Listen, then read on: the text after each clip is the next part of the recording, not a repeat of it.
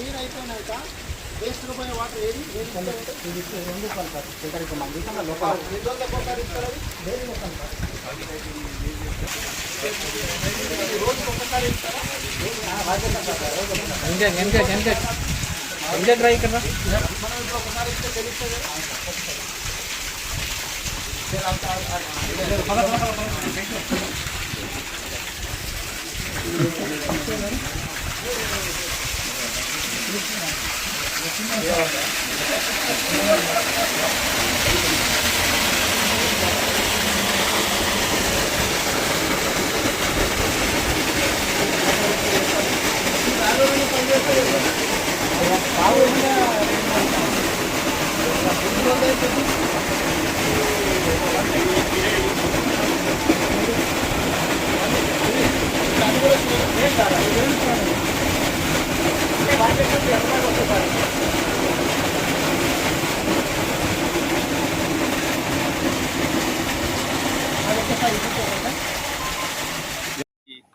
జిల్లా మాజీ అధ్యక్షులు ఆనంద్ సార్ గారి ఆధ్వర్యంలో ఫిల్టర్ బెడ్ని విజిట్ చేయడం జరిగింది.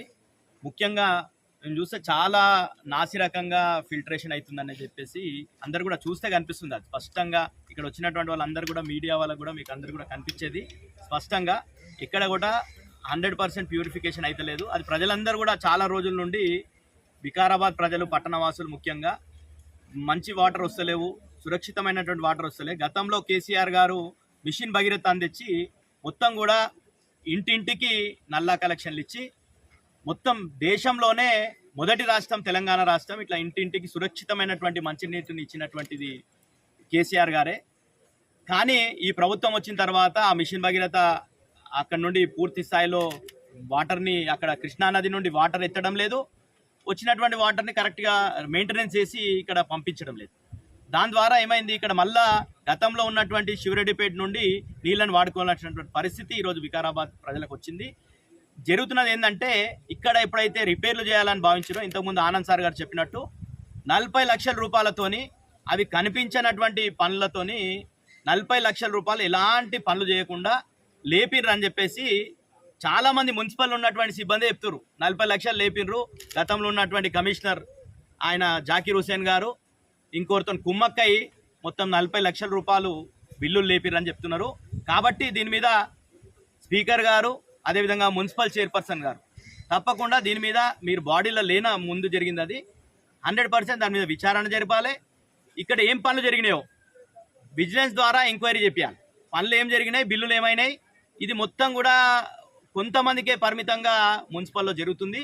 100% దీని మీద బీఆర్ఎస్ పార్టీ ఊకోదు. బీఆర్ఎస్ పార్టీ తప్పకుండా బీఆర్ఎస్ పార్టీ ప్రజల పక్షాన మీరు ప్రజల సొమ్ముని ఎట్లా అంటే ఎట్లా పడితే అట్లా ఈ లోపడేసుకుంటామంటే మాత్రం తప్పకుండా బీఆర్ఎస్ పార్టీ 100% ప్రజల పక్షాన ఉంటుంది. మీరు ఏదైతే అవినీతి చేసిరో ఆ 40 లక్షల అవినీతి మీతో కక్కిస్తుంది. తప్పకుండా ఇంకా వికారాబాద్లో ఏమేమి జరుగుతున్నది మొత్తం కూడా లోపల ఇప్పుడు ఆలంకి సంబంధించి మా ఫ్లోర్ లీడర్ వేణు గారు మొన్న మున్సిపల్లో సమావేశంలో ప్రస్తావించారు. ఆలం ఎక్కడ పోయింది, ఇక్కడ నుండి వచ్చింది, దానికి కనీసం వేయింగ్ బిల్లులు ఉంటాయి కదా, వచ్చేదేం చేతులలో రాదు కదా, లారీలలోనో వెహికల్లలోనో గూడ్స్ వెహికల్లో వస్తుంది. దాని బిల్లులు ఏమున్నాయంటే బిల్లులు కూడా దానికి సమాధానం చెప్పలేక మళ్ళా బెదిరించే ప్రయత్నం కౌన్సిల్లో చేస్తున్నారు.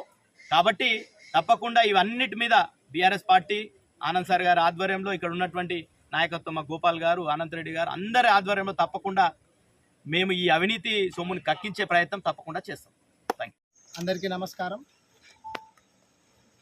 మనకు తెలుసు మనిషికి గాలి నీరు ఎంత ముఖ్యమో, స్వచ్ఛమైనటువంటి గాలి అందించాలనే ఉద్దేశం చేత అప్పటి గౌరవ ముఖ్యమంత్రి కేసీఆర్ గారు హరితాహారం అనేటటువంటి ఒక మంచి కార్యక్రమం పెట్టి పచ్చదనాన్ని ఏ విధంగా పెంచిందో మనకు తెలుసు.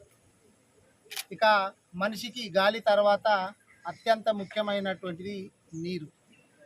మన శరీరంలో కూడా చాలా నీరే ఉంటుంది. మనిషి ఆరోగ్యంగా ఉండాలంటే స్వచ్ఛమైనటువంటి మంచినీళ్ళు తాగాలని చెప్పి డాక్టర్లు మనకు సలహాలు ఇస్తుంటారు. స్వచ్ఛమైనటువంటి నీరు లేకపోతే మనిషి ఎంత ఇబ్బందుల పారవుతాడు అనడానికి మనము గత చాలా సంవత్సరాల నుంచి చూస్తున్నటువంటి ఉదాహరణ ఏంటంటే నల్గొండలో ఉన్నటువంటి ఫ్లోరోసిస్.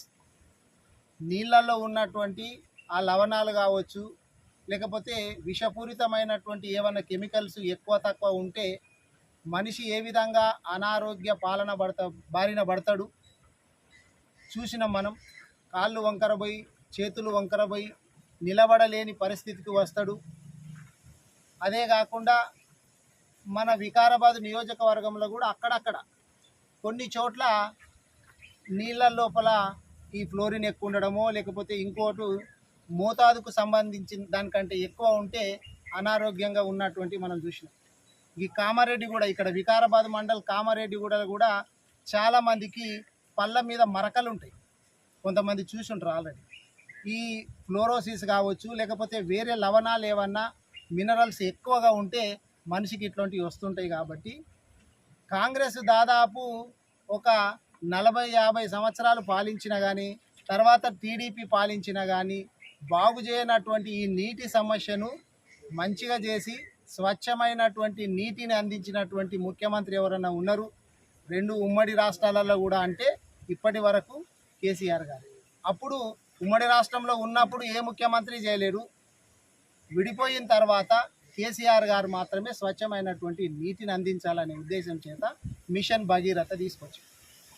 నీళ్లు కూడా మనము ఇవన్నీ లేకంటే ముందు ఎట్లా చేస్తుంటే అంటే బావుల ద్వారా, బోర్ల ద్వారా, చెరువుల ద్వారా, నదుల ద్వారా తాగేటటువంటి వాళ్ళం.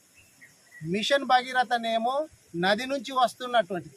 ఇప్పుడు మనకి ఇక్కడ కృష్ణా నది నుంచి వస్తాయి, అవి పారుతున్నటువంటి నీళ్ళ నుంచి వస్తాయి. ఇక మనం ఊళ్ళల్లో గతంలో చూస్తేనేమో బావులల్లో, బోర్లల్లో ఇప్పటికీ కూడా మిషన్ భగీరథ నీళ్లు రాకపోతే, లేకపోతే అక్కడ అందుబాటులో వేరే నీళ్ళు లేకపోతే బోరు నీళ్ళు, బావు నీళ్ళు తాగుతుంటాం. వాటిని అన్నింటినీ కూడా ఎట్లా క్లీన్ చేయాలా, బ్లీచింగ్ పౌడర్ వేయాలన్నా, క్లోరిన్ కలుపుతున్నారా, ఇంకేం చేస్తున్నారు అనేది మనం చూస్తుంటాం. కేసీఆర్ గారు ఎప్పుడైతే మిషన్ భగీరథ పథకం పెట్టిండో వికారాబాద్ నియోజకవర్గమే కాదు తెలంగాణ రాష్ట్రం మొత్తం కూడా నీటి సమస్య మొత్తం కనుమరుగైపోయింది. కానీ కేసీఆర్ గారి గవర్నమెంట్, మా గవర్నమెంట్ బీఆర్ఎస్ గవర్నమెంట్ పోయిన తర్వాత మిషన్ భగీరథ కేసీఆర్ గారు పెట్టిర్రు కదా, ఊళ్ళల్లా ఈ మిషన్ భగీరథ నీళ్లను కేసీఆర్ నీళ్ళు అంటున్నారు అని చెప్పి వాటి మెయింటెనెన్స్ను పట్టించుకోకుండా రేవంత్ రెడ్డి గారు ఇట్లా చేస్తూ ఉన్నారు. దాంతో ఇప్పుడు వికారాబాద్ నియోజకవర్గంలో నేను ఎమ్మెల్యేగా 5 సంవత్సరాలు చేసిన రోజులు కూడా భగీరథ నీళ్లు వికారాబాద్కు వచ్చేటి, మొత్తం నియోజకవర్గం అంతా కూడా సరిపోయేటి. కానీ ఇప్పుడు చూస్తే అక్కడ నుంచి వస్తున్నటువంటి నీళ్లు సరిపోతలేదు. సరిపోకపోతే మరి ఏం చేయాలా?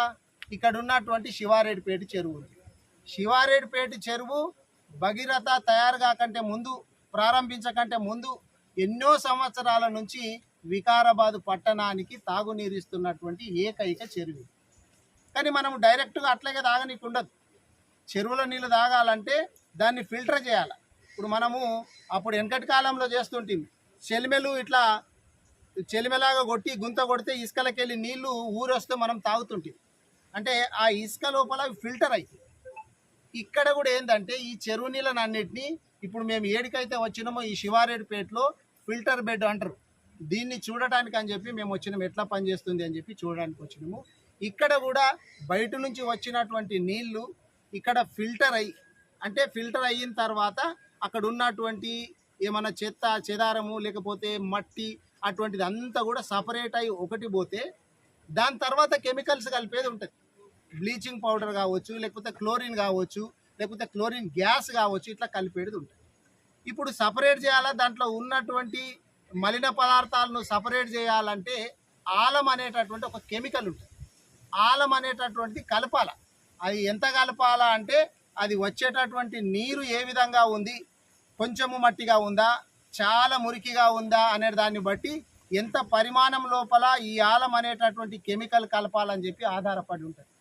మేము ఇంతకుముందు ఇక్కడ కనుక్కుంటే ఆలం వేస్తున్నాం సార్ అంటూ, కానీ మాకున్నటువంటి సమాచారం ఏంటంటే చాలాసార్లు ఆలం వేయకుండానే, అంటే చెరువు నుంచి వచ్చినటువంటి నీళ్లను డైరెక్ట్గా ఆలం వేయకుండానే సరఫరా చేస్తున్నది అనేటటువంటిది మాకున్నటువంటి సమాచారం. అదిగాక ఇక్కడ ఉన్నటువంటి రికార్డ్స్ అయితే నేను ఇప్పుడు వాళ్ళని అడిగిన, ఎప్పుడన్నా ఈ వచ్చేటటువంటి నీళ్ళను కానీ అంటే శివారెడ్డిపేట చెరువు నుంచి ఈ ఫిల్టర్ బెడ్కు వచ్చేటటువంటి నీళ్లు కానీ ఇక్కడ ఫిల్టర్ అయిపోయిన తర్వాత మళ్ళీ వికారాబాద్ ప్రాంతానికి తాగనికే పోతున్నటువంటి నీళ్ళను కానీ మరి టెస్ట్ చేసిండ్రా అంటే తెలియదు, ఎప్పుడైతే పట్టకపోతున్నారు అని అంటారు. కానీ పార్టీ ప్రధాన ప్రతిపక్షంగా డిమాండ్ చేసేది ఏంటంటే ఇది మనుషుల ప్రాణానికి సంబంధించినటువంటి విషయం తాగునీరు అంటే. కాబట్టి మీరు ఏం రిపోర్ట్లు చేయించిండ్రు, ఇక్కడ ఇన్ఫ్లో రిపోర్ట్ అంటే చెరువు నుంచి ఈ ఫిల్టర్ బెడ్కి వస్తున్నటువంటి నీటిని మీరు ఎట్లా ఉంది అనేటటువంటిది దాని రిపోర్ట్ ఏముంది మీ దగ్గర? ఈ ఆలంతోటి ఫిల్టర్ అయిపోయిన తర్వాత మీరు క్లోరిన్ యాడ్ చేస్తుండ్రా, బ్లీచింగ్ పౌడర్ యాడ్ చేస్తుండ్రా, డైరెక్ట్గా ఇప్పుడు తాగునీరు పోతున్నటువంటి నల్లలలో పోతున్న దాని రిపోర్ట్ ఏడున్నది అని చెప్పి నేను వికారాబాద్ మున్సిపాలిటీ వాళ్ళను బయట పెట్టాలని చెప్పి డిమాండ్ చేస్తాను. ఎందుకంటే ప్రజలు చాలామంది ఇప్పుడు ముఖ్యంగా వర్షాకాలం వచ్చింది, వర్షాకాలం వచ్చిన తర్వాత ఆ చెరువులకు చుట్టుపక్కల నుంచి వచ్చేటటువంటి నీళ్ళన్నీ కూడా వస్తుంటాయి. మరి మనం అదే నీరుని తాగితే చాలామంది రోగాల బారిన పడేటటువంటి అవకాశం ఉంటుంది. కాబట్టి ఇక్కడ ఆలం కరెక్ట్గా వేస్తుండ్రా, ఆలం వేసిన తర్వాత ఇంకోటి ఏంటంటే ఫిల్టర్ అని ఉంటుంది. ఇప్పుడు ఆ ఫిల్టర్ బెడ్ మామూలుగా ఇప్పుడు గులకరాలు మనము ఇళ్ళల్లో కొంతమంది వాటర్ ఫిల్టర్ పెట్టుకుంటుంటాం, చిన్నవి కొన్ని లీటర్లతోటి కెపాసిటీ తోటి పెట్టుకుంటే దాంట్లో ఉంటుంది. అప్పుడప్పుడు కాయిల్స్ మారుస్తుంటాం మనం, కాయిల్స్ ఆ దాంట్లో కూడా ఇట్లా ఇసుక టైపులో ఏ విధంగా ఫిల్టర్ చేయాలనేటటువంటిది ఉండి ఫిల్టర్ చేస్తుంటాం. ఇక్కడ కూడా ఈ ఫిల్టర్ బెడ్లో ఏంటంటే ఈ ఆలం వేసిన తర్వాత అదంతా కూడా ఫిల్టర్ కావడానికి మట్టి, ఇసుక, పెద్ద రాళ్ళు, చిన్న రాళ్ళు ఇవన్నీ కూడా వేసేది ఉంటాయి. ఒక 3-3.5 ఫీట్లో ఏమో ఉంటుంది, ఇంత పెద్దదానికి వేసేది ఉంటుంది. కానీ నాకున్నటువంటి సమాచారం ఏంటంటే వాళ్ళు ఎప్పుడన్నా దాన్ని మార్చాల్సి వచ్చినప్పుడు ఏదో అడ్డమైన రాళ్ళు తీసి దాంట్లో నింపేస్తున్నారంట. ఎట్లా ఫిల్టర్ అవుతుంది చెప్పండి? అది కాదు కదా. మీడియా అంటే మంచిగా ఒక లేయర్ బై లేయర్ ఎట్లా ఉండాలనో అట్లా ఉంటేనే ఒకటి మనం కరెక్ట్గా దాంట్లో అవుతుంది. మీకు ఉదాహరణకు నా దగ్గర ఒకటి ఉంది, మీకు చూపిస్తా ఎట్లా అవుతుంది అనే దానికి.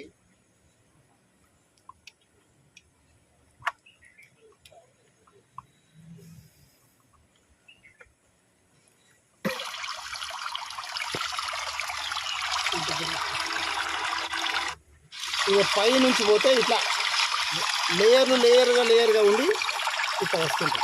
ఇట్లా ఇన్ని లేయర్లు వేయాలి. ఇసుక, పెద్ద రాళ్ళు, చిన్న రాళ్ళు ఇవన్నీ ఇన్ని లేయర్లుగా వేస్తే తప్ప అది మంచిగా ఫిల్టర్ కాదు. కానీ నాకున్నటువంటి సమాచారం ఏంటంటే ఈ మీడియాను వాళ్ళు పట్టించుకుంటలేరు. అది ఏదైతే వేయాలనో కరెక్ట్గా లేయర్స్ ప్రకారం వీళ్ళు వేస్తలేరు.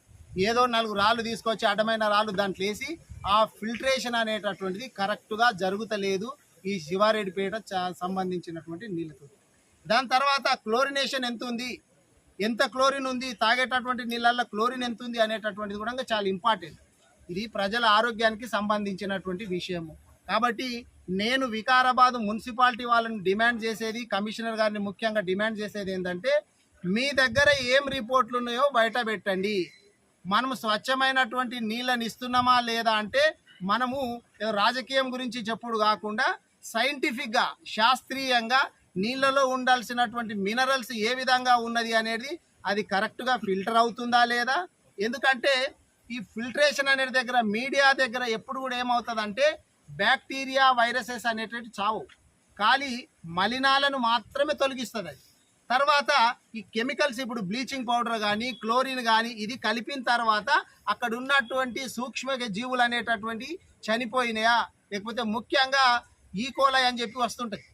ఈ మలినమైనటువంటి నీళ్ళల్లో ఈకోలై అని చెప్పి బ్యాక్టీరియా వస్తుంటుంది. మరి అటువంటివి ఏమన్నా ఉన్నాయా తెలియదు చాలామందికి. ఎందుకంటే ఈ మధ్యకాలంలో మనం చూస్తే ఈ నీళ్లు నల్లగా వస్తున్నాయి అని చెప్పి కొంతమంది చెప్తున్నారు. ఆ నీళ్లు తాగిన తర్వాత కొంతమందికి కడుపు నొప్పి, మోషన్స్ అవుతున్నాయి అని చెప్పి కూడా చెప్తా ఉన్నారు. కాబట్టి నేను వికారాబాద్ మున్సిపాలిటీ వాళ్ళని డిమాండ్ చేసేది ఏంటంటే మీ దగ్గర ఉన్నటువంటి ల్యాబ్ రిపోర్ట్లను బయట పెట్టండి. మేము కూడా ఇప్పుడు నీళ్ళను పట్టినాం, ఇన్ఫ్లో అంటే చెరువు నుంచి వచ్చేటటువంటి నీళ్ళను మేము పట్టుకున్నాం.